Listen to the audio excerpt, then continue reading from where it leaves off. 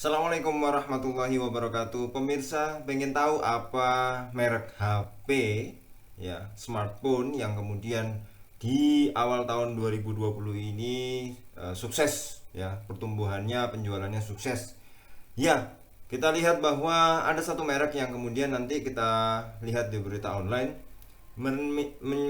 menduduki posisi puncak brand smartphone di kuartal pertama ya tahun 2020 di Indonesia. Nah, itu ya. Industri smartphone Indonesia dalam kuartal pertama tahun 2020 banyak memberikan kejutan. Ya, hal ini dapat dilihat dari menurunnya market share beberapa merek ternama hingga melonjaknya permintaan smartphone lain. Jadi tidak bisa diprediksi seperti tahun-tahun sebelumnya. Nah, ini apa sih yang kemudian merek yang paling dikenal dan yang laris penjualannya di awal tahun 2020? Anggaplah tahun 2020 ini yang di awal ini apa sih? Ya, merek apa? Nah, kalau kita lihat dari riset pasar IDC, secara global beberapa merek smartphone mengalami pertumbuhan yang negatif ya. Tetapi ada salah satunya yang kemudian mencapai pertumbuhan positif, yang itu adalah brand smartphone ternama yaitu Vivo ya.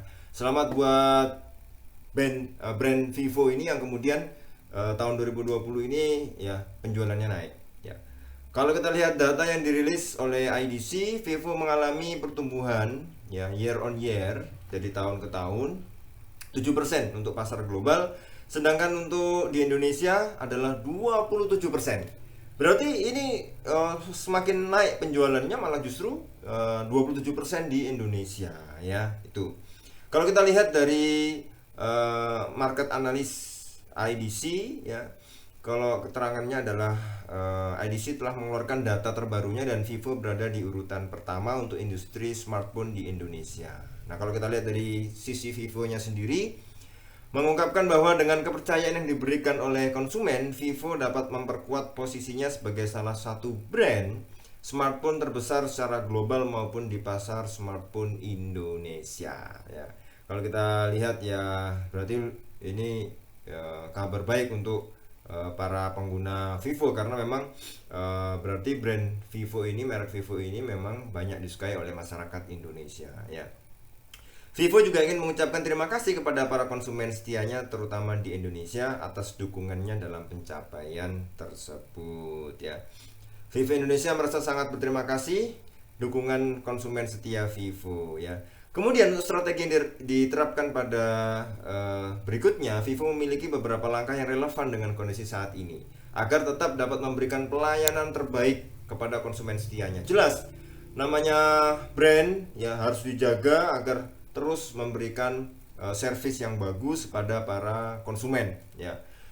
Kalau ini lihat, kita Vivo lihat gimana? Menyajikan lebih banyak varian smartphone dengan teknologi dan fitur terbaru yang kemudian memperkuat kanal distribusi marketing dan ketersediaan produk di pasar, serta mengadaptasi metode promosi sesuai dengan keadaan saat ini seperti program layanan antar ke rumah. Jadi bisa dilayani sampai ke rumah ya.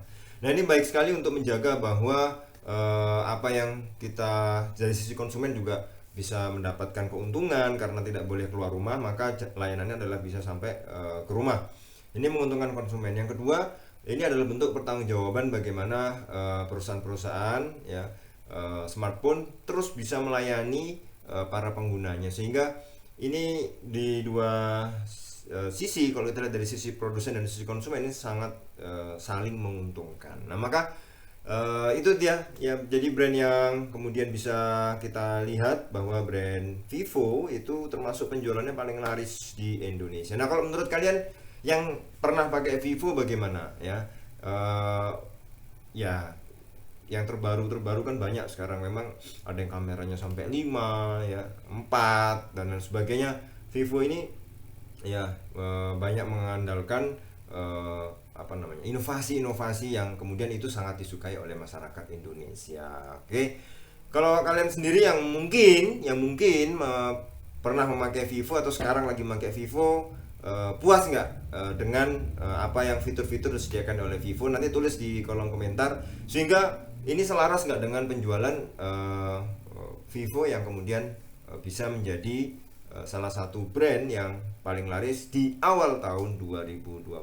Oke, mudah-mudahan brand lain juga bisa bersinergi atau apa ya, saling berlomba-lomba untuk memberikan pelayanan terbaik untuk konsumen, dan Vivo bisa mempertahankan prestasi ini, sehingga di Indonesia khususnya bahwa pasar smartphone ini masih cukup luas peluangnya ya.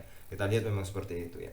Baik, para pemirsa, kita akan berjumpa lagi di video berikutnya. Terima kasih, jangan lupa like ya, subscribe dan nyalakan tanda loncengnya untuk mendapatkan video-video terbaru di channel ini ya. Jangan lupa itu tadi, like, subscribe dan nyalakan tanda loncengnya. Terima kasih. Kita bertemu lagi di video berikutnya. Assalamualaikum warahmatullahi wabarakatuh.